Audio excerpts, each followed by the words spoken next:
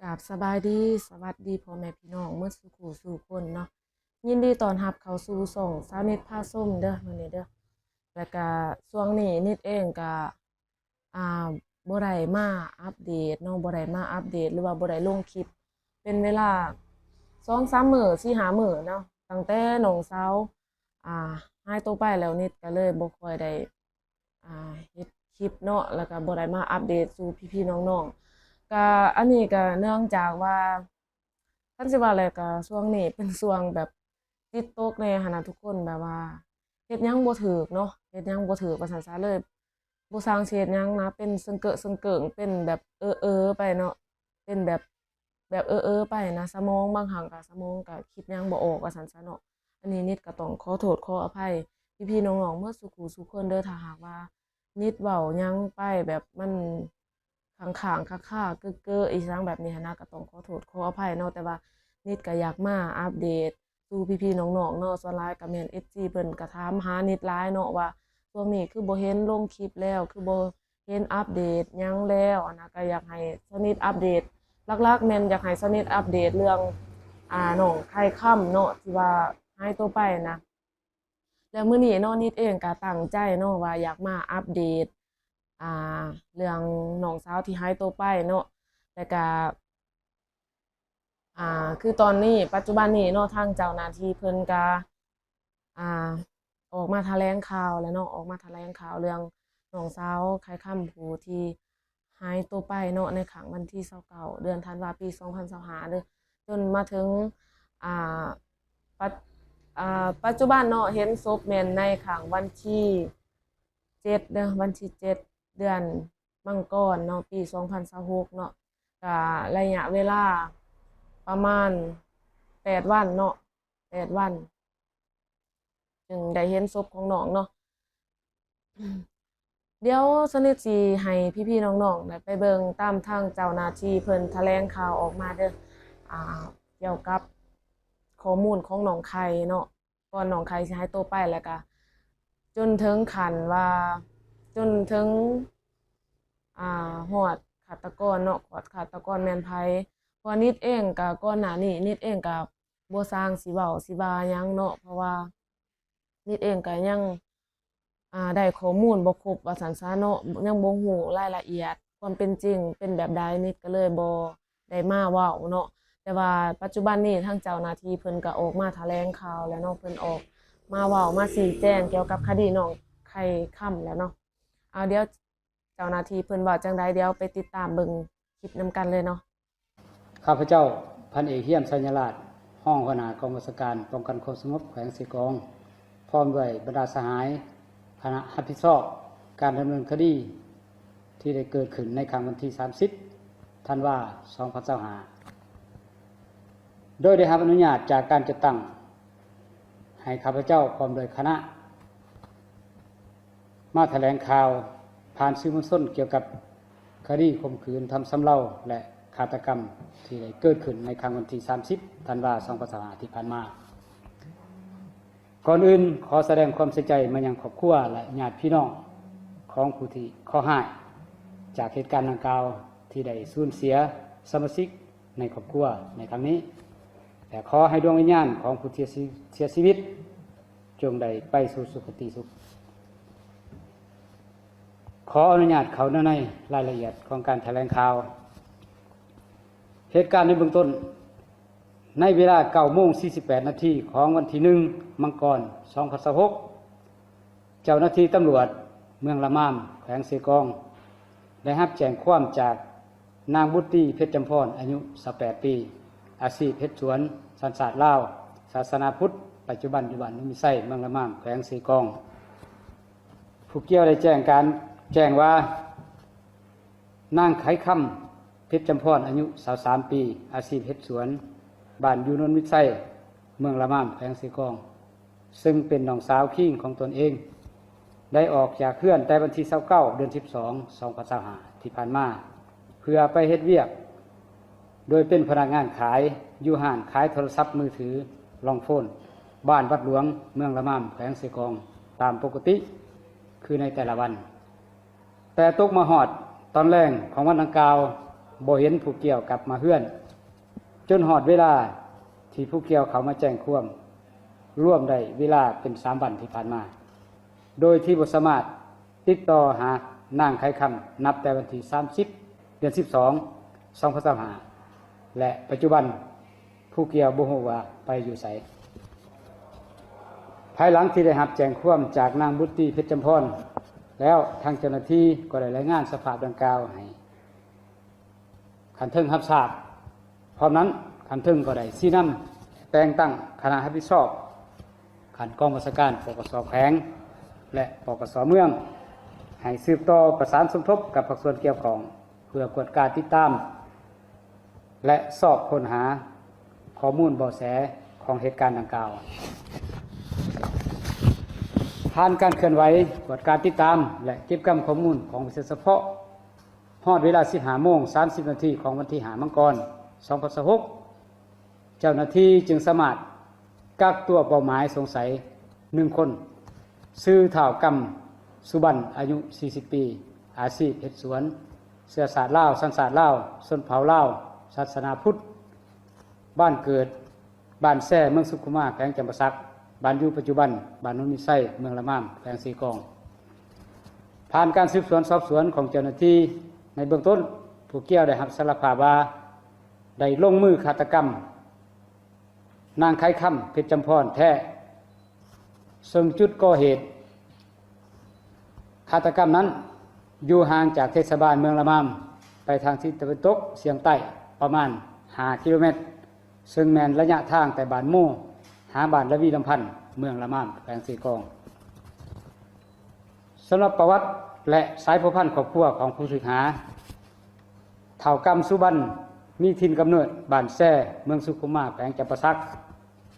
นับแต่ปี 2010 ผู้เกี่ยวได้มาสร้างครอบครัวอยู่แขวงสีกองโดยได้แต่งงานกับนางแววมณีสุบันซึ่งแม่นเอื้อยขิงของนางไข่คำเพชรจำพรผู้ที่เสียชีวิตอยู่บ้านโนนนิไส้เมืองละมามแขวงสีกองจากนั้นผู้เกี่ยวก็ได้ดำรงชีวิตและอยู่เฮือนนำพ่อเฒ่าแม่เฒ่าจนหอดปี 2023 ผู้เกี่ยวจึงได้ออกไปอยู่เฮือนดินสวนกาแฟของพ่อเฒ่าที่บ้านน้องกันเมืองท่าแตงแขวงสีกองพร้อมกับเมียและลูก3 คนตามคำสารภาพของเฒ่ากำสุบันผู้เกี่ยวได้ให้การว่าในมื้อก่อเหตุเวลา 8:00 น. ของวันที่30 ธันวาคม ปี 2025ผู้เกี่ยวได้ขับขี่รถไถนาหรือว่าตอกๆซึ่งแก้มากาแฟจากสวนบ้านหนองกันเมืองทะแตงแขวงสีกองเขามาเฮือนของพ่อเฒ่าแม่เฒ่าที่บ้านโนนนิไส้เมืองละมามแขวงสีกองหลังจากมาหอดเฮือนแล้วก็ได้เอามากาแฟลงไปเฮือนแล้วได้เอารถไถนาไปซ่อมแปลงอยู่หานแห่งหนึ่งอยู่บ้านบัดหลวงเมืองละมามแขวงสีกองจนหอดเวลา 14:03 น. ของวันเดียวกันเฒ่ากำสุบันก็ได้โทรหานางไข่คำเพชรจำพรซึ่งแม่นน้องสาวขิงของเมียที่กำลังเฮ็ดเวียกอยู่ห้านขายโทรศัพท์เพื่อขอยืมเงินจำนวน 100,000 กีบเพื่อจ่ายค่าซ่อมแปลงรถไถนาหรือว่ารถตอกๆจากนั้นนางไข่คำเพชรจำพรก็ได้ขับขี่รถจักรเว็บไอสีแดงดำป้ายทะเบียนย่อพ่อ9514สวรรณเขตเพื่อนำเอาเงินมาให้เฒ่ากำสุบันหลังจากได้เงินแล้วเฒ่ากำสุบันก็ได้ใส่เล่ห์เหลี่ยมให้นางไข่คำเพชรจำพรเอารถจักรไปส่งผู้เกี่ยวอยู่สวนกาแฟพ่อเฒ่าแม่เฒ่าบ้านน้องกันเมืองท่าแตงแขวงสีกองจากนั้นก็ได้พากันขี่รถจักรซ้อนกันโดยแม่นนางไข่คำเพชรจำพรเป็นผู้ซ้อนท้ายและได้ขี่รถจักรซ้อนกันไปทางบ้านโม่มุ่งหน้าไปทางบ้านจอกสมิงเมืองละมามแขวงสีกองพอไปฮอด3 แยกบ้านตอกสมิงลงไปทางบ้านละวีเฒ่ากำสุบันก็ได้พานางไข่คำเพชรจำพรแวะเข้าทางห้อมแล้วใส่วิธีพยายามจะข่มขืนทำสำเร็จแต่ย้อนนางไข่คำเพชรจำพรขัดขืนผู้เกี่ยวจึงได้ใส่กำลังปั้มและใส่2 มือบีบคอนางไข่คำเพชรจำพรจนเฮ็ดให้นางไข่คำเพชรจำพรสลบและเสียชีวิตในเวลาต่อมา จากนั้นผู้เกี่ยวก็ได้เอาเสือซ่อนในของผู้เสียชีวิตมัดแขนทั้งสองเบื้องเข้ากันแล้วแก่ซากศพของผู้เสียชีวิตไปปาไว้อยู่แคมป์ห้องห่างจากจุดเกิดเหตุประมาณ30 เมตรโดยแม่นสภาพของศพของผู้เสียชีวิตแม่นอยู่ในท่าความหนาลงกับพื้นดินและลำตัวเหยียดซื่อจากนั้นผู้เกี่ยวก็ได้เอารถจักรยี่ห้อเว็บไอสีแดงดำป้ายทะเบียน9514สวรรณเขตและโทรศัพท์มือถือยี่ห้อ iPhone 7 ของนางไข่คำเพชรจำพรโดยได้ขับขี่รถจักรคันดังกล่าวกลับคืนมาทางเทศบาลแขวงเสกองแล้วออกไปนอนอยู่เฮือนสวนกาแฟพ่อเฒ่าแม่เฒ่าอยู่บ้านน้องกันเมืองทะแตงแขวงเสกองจนหอดตอนเช้าของวันที่31 ธันวาคม 2025ผู้เกี่ยวจึงได้นำเอาโทรศัพท์มือถือไปฝังไว้อยู่ป่าสวนกาแฟของพ่อเฒ่าแม่เฒ่าส่วนว่ารถจักรผู้เกี่ยวได้ไปฝากไว้น้ำหมู่อยู่บ้านทงบายเมืองทะแตงแขวงเสกองจากนั้นผู้เกี่ยวก็สืบต่อดำรงชีวิตตามปกติมาถึงวันที่6 หาวันที่7 มังกรปี 2026เจ้าหน้าที่พวกเฮาสามารถหีบโฮมของกลางที่พัวพันกับเกี่ยวกับคดีดังกล่าวซึ่งมีโทรศัพท์มือถือยี่ห้อ iPhone 7 จำนวน1 หน่วยรถจักรเว็บไอสีแดงดำป้ายทะเบียนย่อพ่อ9514สวรรณเขตจำนวน1 คันมาฮอดปัจจุบันคดีดังกล่าวแม่นอยู่ในระยะสืบต่อดำเนินการสืบสวนสอบสวนและขยายผลเพื่อเก็บกำข้อมูลหลักฐานทางด้านวิศวะเฉพาะเพื่อซอกหาสาเหตุและแรงจูงใจและปัญหาอื่นที่ยังบ่ทันได้แจ้งต่อคดีดังกล่าวดังนั้นคณะรับผิดชอบการดำเนินคดีก็คือตั้งหน้าเจ้าหน้าที่สืบสวนสอบสวนจึงได้จัดการแถลงข่าวในครั้งนี้เพื่อชี้แจงให้สังคมรับทราบความเป็นจริงต่อเหตุการณ์ดังกล่าวซึ่งปัญหาที่1อิงตามคำสารภาพของผู้ถูกหาและข้อมูลหลักฐานที่พวกเขาสามารถที่ผมได้สามารถยืนยันต่อเหตุการณ์ดังกล่าวเกี่ยวกับผู้ทำผิดแม่นท้าวกรรมสุบรรณ 2. เกี่ยวกับการแถลงข่าวเพื่อชี้แจงคดีดังกล่าวเห็นว่ามีความซักซ้าก็เนื่องจากว่าการให้การของผู้ก่อเหตุในเบื้องต้นเห็นว่าบ่ทันจะแจ้งและมีลักษณะปิดบังบางข้อมูลฉะนั้นจึงมีความจำเป็นที่ต้องได้ใช้เวลาในการสืบสวนสอบสวนเพิ่มเติมมาฮอดนี้การแถลงข่าวเกี่ยวกับคดีดังกล่าวก็ได้สิ้นสุดลงพวกข้าพเจ้าแนะนำต่างหน้าเจ้าหน้าที่สืบสวนสอบสวนก็คือตั้งหน้าคณะรับผิดชอบการดำเนินคดีขอแสดงความขอบใจเป็นอย่างสูงมายังทุกภาคส่วนที่ได้ให้การร่วมมือและอำนวยความสะดวกในการติดตามเบาะแสจนสามารถนำไปสู่การจับกุมเป้าหมายผู้กระทำผิดมาดำเนินคดีตามระเบียบกฎหมายได้อย่างว่องไวขอขอบใจนี่แหละเนาะพี่ๆน้องๆคนเฮานะหูหนาบ่หูใจเนาะขนาดว่าคนในครอบครัวแท้ๆเนาะยังทะเอ็ดกันได้นะนิดเองก็บ่น่าเชื่อว่าเรื่องแบบนี้สิเกิดขึ้นกับครอบครัวนิดเนาะตั้งแต่น้องไข่หายตัวไปนะนิดก็ใจหายใจคว่ำแล้วเนาะตามหาหลายมื้อเนาะและมาบัดนี้ทางเจ้าหน้าที่เพิ่นก็ช่วยตามหาเนาะและบัดนี้ล่าสุดว่าเห็นน้องไข่แล้วเด้อเนาะเห็นน้องไข่แล้วและเจ้าหน้าที่ก็โทรมาหาเนาะว่าสายแรกที่นิดรับทางเจ้าหน้าที่เนาะเพิ่นก็ว่า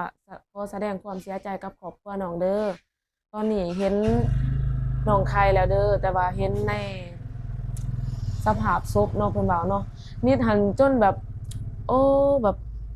บ่คิดว่าน้องสิจากไปแบบนี้หั้นนะทุกคนเนาะเพราะว่านิดก็รอท่าให้ปาฏิหาริย์มีจริงเนาะแต่ว่าสุดท้ายแล้วปาฏิหาริย์ก็บ่มีจริงเนาะแล้วก็บ่สามารถช่วยน้องไข่ได้เลยนะถือว่ามันเป็นขาดของเราเนาะขาดของเราสิจากไปว่าซั่นซะเนาะและบัดนี้เนาะหลังจากที่ฮู้ว่าเห็นซากศพของเราแล้วนะ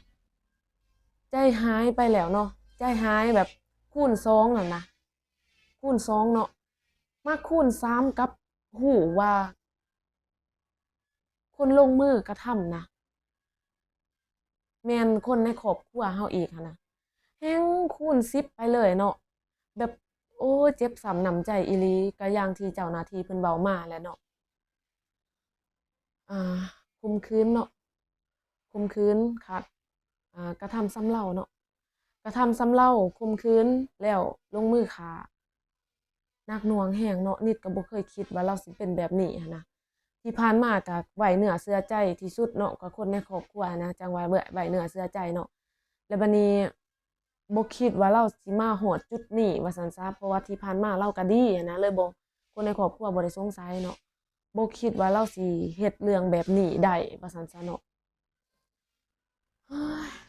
นี่แหละเนาะพวกเซานิดเนาะเซานิดกับครอบครัว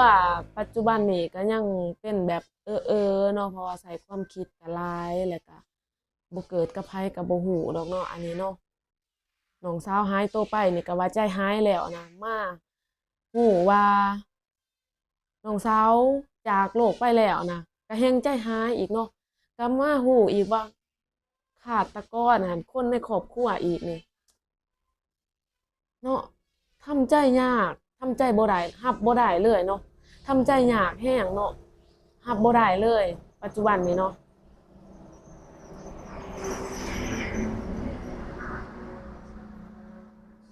นี่แหละเนาะก็มีแต่ว่า